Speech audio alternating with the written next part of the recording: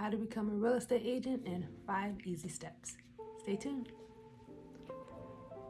Hi guys, Dee Dee Mallett here. If you're thinking about a career change, do it. Get into real estate. Like me, I wanted to start a new career in 2022 and I decided to get my real estate license. I was a nurse and I wanted to get into real estate, switch it up, and I'm loving it so far. So this video is the 5 steps I took to become a real estate agent in California. Stay tuned. All right guys, step 1, find a real estate school. There's plenty of them. So I did mine with California Realty training, all online. It was a 135-hour class. It was principles, ethics, and the elective was finance. It took me about 3 months. I started September 2021 and I finished in December 2021. It's your pace. Each course had 15 chapters, 15 quizzes, and a final. So you pass the 15 quizzes and then you take the final to pass the entire course. So you do that with each one: principles, finance, and ethics. And once you pass that, you move on to step 2. Well, let me tell you a little bit about step 1. I did mine with California Realty. I paid $360 for the entire course, and that was with the ebooks, the soft cover books, and all video content that the school offered. So that course was $360 and it took me 3 months with California Realty. Step 2 is to complete the California exam application for the real estate, to take your real estate exam. So the examination fee here in California, the examination fee is $60. Then you have to pay for your fingerprint fee, which is $49. And then if you can do it together, you can do your examination fee and your licensing fee. But the licensing fee is $245. So altogether, all 3 of those are $305. The examination fee to take the test is $60. Fingerprints, $49. And then to get your license, to apply to get your card, is $245. So altogether it's $305.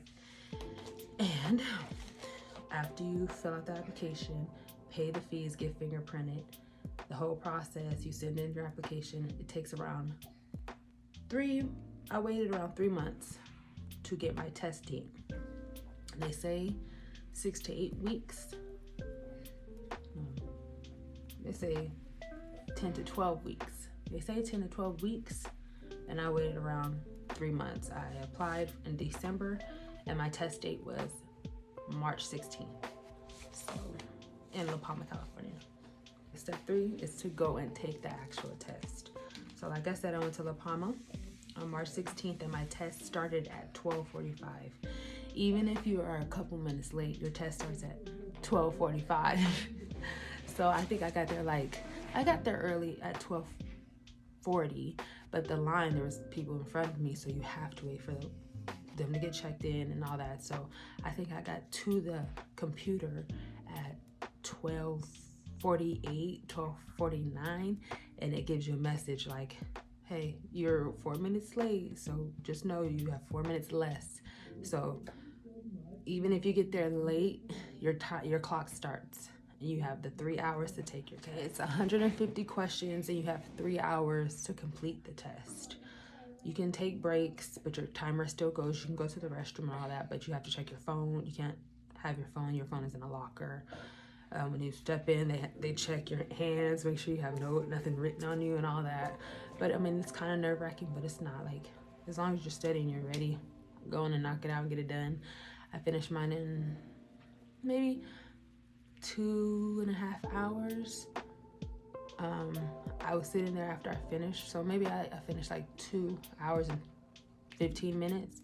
And then I sat there for a little bit, and the teacher says, don't sit there because you're gonna start changing your answers and all that. So, and I kind of did that. I didn't change anything, but I was going through, I'm like, okay, make sure I know, make sure, you know what I mean? And I was like, by the time I got to like the 10th question of me rechecking, I was like, let me submit it, let me get out of here, you know what I mean? So I finished around 2:30. And I I got up, walked out, and you turn in your mouse, and then they'll give you a printout, and they say don't open it until you get outside. So once you get outside, you can open it and see if you pass or not. So that is step 3. All right, step number 4. Once you complete your test, you pass, congratulations, you find a brokerage. I didn't start looking for a brokerage until after I passed my test. Some people start looking for brokerages before they pass their test. They'll go start looking around and interviewing, because you're interviewing them and they're interviewing you at the same time. You want to see if that's a good fit for you. There's 12 things you want to make sure. I'm going to make a separate video on this, but there's 12 things you want to make sure your brokerage that you choose offers. And which is, I'm gonna just go through the list really quick, but I'll make a separate video. Okay guys, there's 12 things you wanna look for when you're looking for a brokerage. Number 1 is onboarding. Number 2 is broker success. Number 3 is training and coaching. Number 4 is broker support. Does your broker support you? Are they a phone call away if you have questions? It's very, very important because you work under them. Number 5 is the brokerage agent-centric or broker-centric. Do they focus on their agents, or are they all about the broker? Number 6, what the fee structure is, of course, commission. Number 7, leads. Do they help you with leads? Number 8, admin support. Do they have do they schedule showings? Do they order signs, lock boxes? Number 9, transaction coordinator, TC. Very important. Paperwork. Number 10, technology and tools. Number 11, compensation. And number 12, what is the process to get paid, of course. But I'll do a separate video on that. So number 4, of course, is picking the right brokerage. And number 5, once you find your brokerage, that's when you complete the licensing process, which is you pay for all your memberships for the MLS.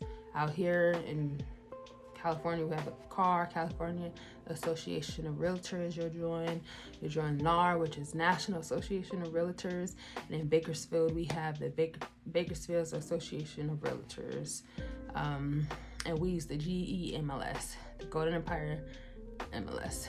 But yeah, and that was about $819 a year, but it's prorated depending on when you pay for your fees. And honestly, I'm still trying to learn all the fees. I know that you have to pay some quarterly, some annually. It's expensive.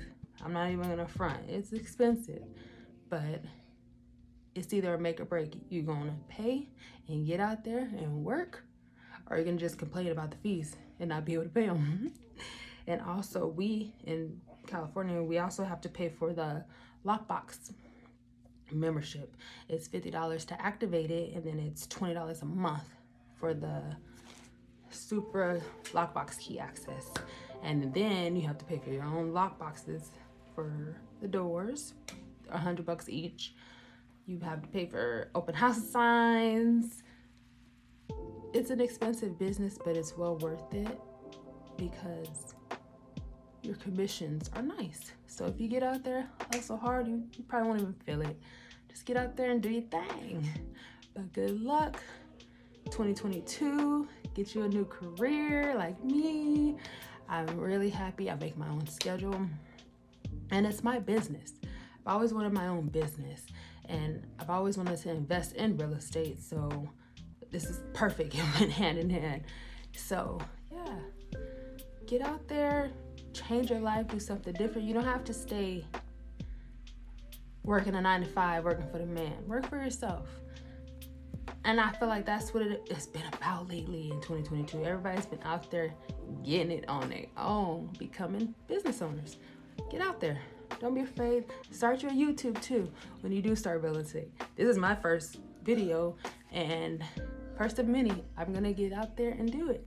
Why not? All right, guys, any questions? Please leave a comment down below. Like, comment, subscribe, please. You guys have a beautiful, beautiful day. Comment me if you have, or DM me, message me if you have any questions or if you want any more details. Thanks, guys.